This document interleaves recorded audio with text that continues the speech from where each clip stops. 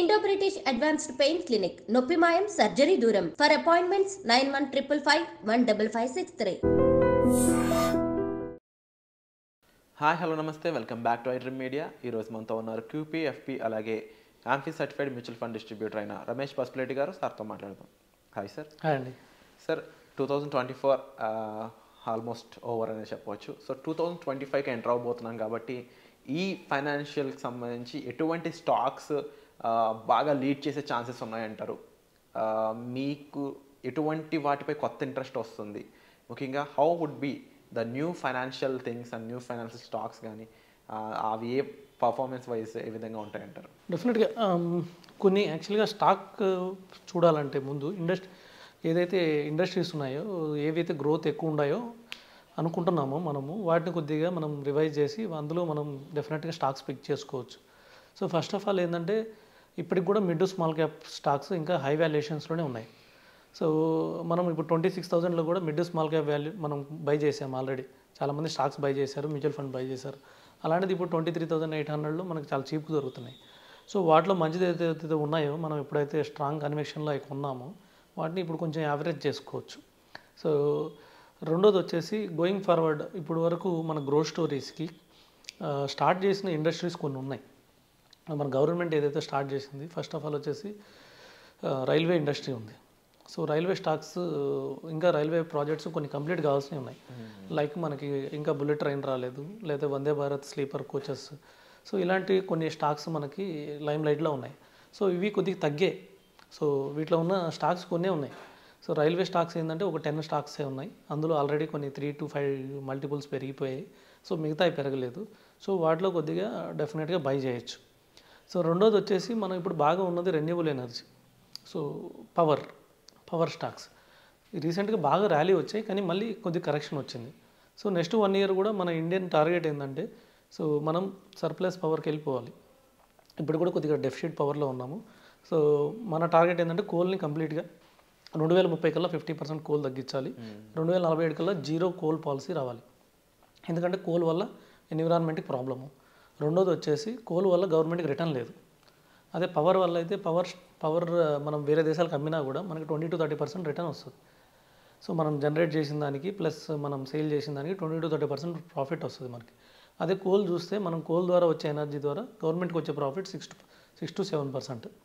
So కోల్ని కంప్లీట్గా avoid చేయాలంటే స్లోగా ఏం చేయాలి, డైరెక్ట్గా కంపల్సరీగా ఎన్విరాన్మెంట్ ఫ్రెండ్లీకి వీటికి పవర్ స్టాక్స్కి వెళ్ళిపోవాలి. సో వీటిలో ఇప్పుడు మనకి పవర్ స్టాక్స్ ఏమున్నాయి? సో మనకు తెలిసిందే. సో మనం కూడా ఒక పెద్ద కంపెనీ యొక్క స్టాక్స్ బాగుపడినాయి. సో యూఎస్ ఎలిగేషన్స్ వల్ల కొన్ని స్టాక్స్ కరెక్ట్ అయినాయి. సో ఇలాంటి పవర్ స్టాక్స్ ఉన్నాయి. లేదంటే కొన్ని కొత్త కంపెనీస్కి ఆర్డర్స్ ఎక్కువ ఉన్నాయి. సో ఆర్డర్స్ ఎక్కువ ఉన్నాయి, క్యాష్ ఫ్లోస్ ఎక్కువ ఉన్నాయి. సో ఇలాంటివి సెలెక్ట్ చేసుకోవాలి.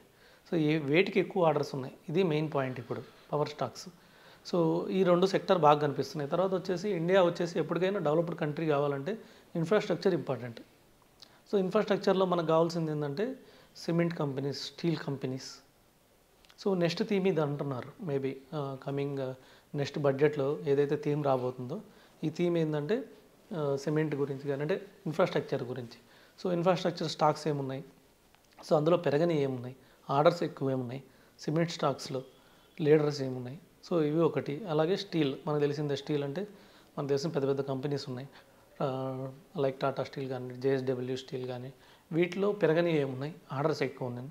సో ఇవి సెలెక్ట్ చేసుకోవాలి. డెఫినెట్గా వీటికి ఈ కంపెనీస్ అన్నిటికీ ఆర్డర్స్ బాగుంటాయి. ఎందుకంటే రేపు బడ్జెట్లో ఇన్ఫ్రాస్ట్రక్చర్కి ఇచ్చినప్పుడు డెఫినెట్గా ఈ కంపెనీస్కి రావాల్సిందే.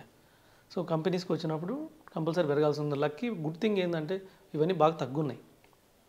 పర్టికులర్గా సిమెంట్ స్టాక్స్ తగ్గినాయి, స్టీల్ స్టాక్స్ తగ్గినాయి.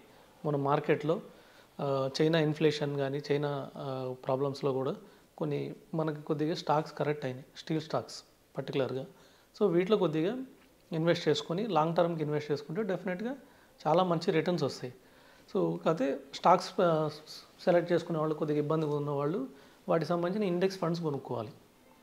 ఇండెక్స్ ఫండ్ కానివ్వండి, లేకపోతే ఈటీఎఫ్లు ఉంటాయి, ఎక్స్చేంజ్ ట్రేడెడ్ ఫండ్స్ అంటారు. అంటే సపోజ్ నాకు పవర్ స్టాక్స్ కావాలి, ఇందులో ఏ స్టాకు నాకు తెలియదు సెలెక్ట్ చేసుకోవడానికి. అప్పుడేం చేయొచ్చు, నేను పవర్ సంబంధించిన ఇండెక్స్ ఫండ్స్ ఉంటాయి, మ్యూచువల్ ఫండ్స్, అవి కొనవచ్చు. లేదంటే ఈటీఎఫ్ ఉంటుంది, ఎక్స్చేంజ్ ట్రేడెడ్ ఫండ్. సో వీటి ద్వారా బై చేస్తే మనకి రిటర్న్ ఎట్లయినా జనరేట్ అవుతుంది.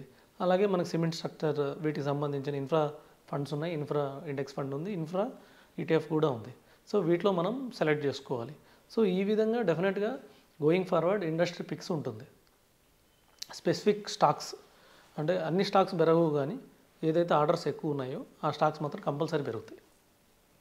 అండ్ 2025లో చేయకుండా మిస్టేక్స్ ఏంటి సార్ స్టాక్ సెలెక్షన్ కానీ లేదా నార్మల్గా ఫైనాన్షియల్గా కూడా? డెఫినెట్గా అండి, ఒకటి వచ్చేసి అగ్రెసివ్ బయింగ్ పోకూడదు. సో ఒక స్టాక్ బాగుంది కదా అని మొత్తం డబ్బులు అందులో పెట్టడం కానివ్వండి, లేకపోతే ఆల్రెడీ పెరిగిపోయిన స్టాక్లో మళ్ళీ ఇంకా డబ్బులు ఎక్కువ పెట్టడం కానివ్వండి, మార్కెట్ ఇంకా స్టాక్ ఎక్కువ పడితే ఇంకా పెట్టడం కానివ్వండి, యావరేజ్లు చేయడం కానివ్వండి, ఇలాంటి అగ్రెసివ్ డిసిషన్ తీసుకోకూడదు. సో కొద్దిగా స్లో అండ్ స్టడీలో కొంచెం కొంచెం ఇన్వెస్ట్ చేసుకోవాలి, స్టాక్ అండ్ ఇన్వెస్ట్ చేసుకోవాలి. సో కొద్దిగా ఎక్స్పెక్టేషన్లు కూడా తగ్గించుకోవాలి. అంటే డబుల్ ట్రిపుల్ ఇయర్ అయితే మన 2024 ఎలా అయితే డబుల్ ట్రిపుల్ అయ్యాయో, సో నెక్స్ట్ ఇయర్ కూడా అలా అవుతాయని ఎక్స్పెక్టేషన్ అట్లా పెట్టుకోకూడదు. ఒక రీజనబుల్ రిటర్న్, ఒక స్టాక్లో 15-20% వచ్చిందంటే చాలా రీజనబుల్ రిటర్న్ అండి. అదే ఒక మ్యూచువల్ ఫండ్లో 12-15% వచ్చిందంటే చాలా రీజనబుల్ రిటర్న్. మనం అంతవరకు ఎక్స్పెక్ట్ చేసుకుంటే డెఫినెట్గా వస్తుంది.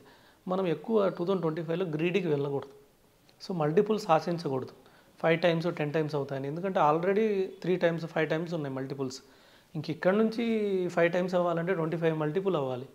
సో అంత అవకాశం ఉందా అంటే ఇప్పుడున్న సిచ్యువేషన్కి అయితే నాకేం కనిపించట్లేదు. మేబీ గవర్నమెంట్ తీసుకున్న డిసిషన్స్ కానివ్వండి, లేకపోతే మళ్ళీ ఏమన్నా గ్లోబల్గా పరిస్థితులు బాగాలేక యూఎస్ మార్కెట్స్ తగ్గడం కానీ ఇలా చేస్తే మనకైనా అవకాశం ఉంటుంది. సో అప్పుడు సిచ్యువేషన్ బట్టి డిసిషన్ తీసుకోవచ్చు. కానీ ప్రజెంట్ సిచ్యువేషన్ ప్రకారం మాత్రం డెఫినెట్గా చాలా కేర్ఫుల్గా మార్కెట్లో ఇన్వెస్ట్ చేయాలి. కొంచెం కొంచెం అమౌంట్లో ఇన్వెస్ట్ చేయాలి. మళ్ళీ మార్కెట్ కొద్దిగా పెరిగితే కొద్దిగా ప్రాఫిట్ బుక్ చేసుకోవాలి. మళ్ళీ మార్కెట్ పడితే సెలెక్టెడ్ స్టాక్స్లో కొంచెం కొంచెం బై చేయాలి. సో ముఖ్యంగా చాలామందికి ఎక్కువ ఇబ్బంది పడేది కూడా సార్ ఎఫ్&ఓలో ఎంతమంది నష్టపోతున్నారు అనే దానికి మాత్రమే మనం ఎప్పుడు ఎపిసోడ్స్ చేస్తూ ఉంటాం తప్ప ఎఫ్&ఓలో లాభపడ్డారు అనేది ఎప్పుడైతే చాలా తక్కువ ఐ థింక్. అండ్ ముఖ్యంగా ఇప్పుడు ఎఫ్&ఓ చేయబోయే వాళ్ళ సిచ్యువేషన్ అనాలిసిస్ అండ్ ముఖ్యంగా వీళ్ళకి మీరు ఇచ్చే సజెషన్ ఏంటి? ఎఫ్&ఓ డెఫినెట్గా మార్కెట్ ఇలాగ ఉంటే మాత్రం కొద్దిగా రిస్కీ, హై రిస్క్. మనకు తెలిసినట్టు నార్మల్గానే ఎఫ్&ఓ రిస్కీ. కాకపోతే ఈ టైంలో ఏంటంటే కొద్దిగా హెడ్ చేసుకోవడానికి బాగానే ఉంటుంది. సో మార్కెట్ 23,000 చేంజ్కి వస్తే డెఫినెట్ కాల్ ఆప్షన్స్కి తీసుకోవచ్చు. అలాగే మార్కెట్ కొద్దిగా 25,000 దాటితే మళ్ళీ పుట్ ఆప్షన్ తీసుకోవచ్చు. సో కొంచెం హెడ్జికి మాత్రం ఉపయోగించుకోవచ్చు. అంతేగాని లివరేజ్ తీసుకొని ఎక్కువ ట్రేడింగ్ చేస్తే మాత్రం ఈ ఇయర్ ఇంపాక్ట్స్ చాలా ఎక్కువ ఉండే అవకాశం ఉంది. అంటే ప్రాఫిట్స్ హైలో ఉండే అవకాశం ఉంది, అట్లాగే లాస్లు కూడా హైలో ఉండే అవకాశం ఉంది. సో సిచ్యువేషన్స్ అనేవి అన్ప్రెడిక్టబుల్గా ఉండబోతున్నాయి అని సార్ చెప్తున్నారు. సో మీరు దాన్ని ప్రిడిక్టబుల్గా మార్చుకోవాలి, లేదంటే మీరు మీ చేతుల్లోకి దాన్ని తీసుకోవాలి సిచ్యువేషన్ అన్నప్పుడు మీకు నాలెడ్జ్ అనేది చాలా ఇంపార్టెంట్. స్టాక్ పికింగ్ నాలెడ్జ్ అయి ఉండొచ్చు, స్టాక్ మార్కెట్ అనాలిసిస్ అయి ఉండొచ్చు. వీటికి సంబంధించిన ఎంతో ఇన్ఫర్మేషన్తో పాటుగా మీకు మంచి మంచి విషయాల్ని ఫైనాన్షియల్గా ప్రొవైడ్ చేయబోతున్నారు రమేష్ పసుపులేటి గారు. సో వాటికి సంబంధించిన విషయాలు మీరు తెలుసుకోవాలి, డైరెక్ట్గా సార్తో మాట్లాడాలనుకున్నట్లయితే డిస్ప్లే అవుతున్న నెంబర్స్ కాల్ చేసి పర్సనల్ అపాయింట్మెంట్స్ అనేవి ఇమీడియట్గా మీరు బుక్ చేసుకోవచ్చు. So thank you so much sir. Welcome అండి.